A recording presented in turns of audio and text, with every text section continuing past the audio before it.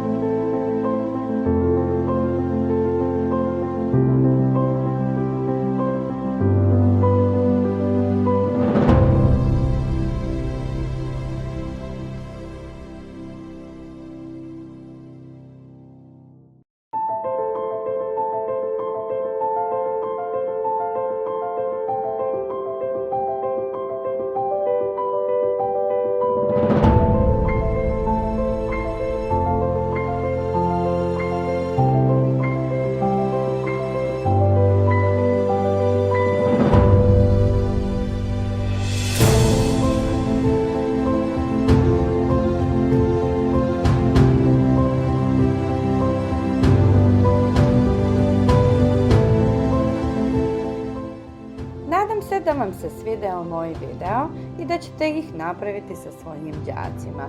Zapratite me za još lepih ideja. Vidimo se uskoro. Ćao, pozdrav!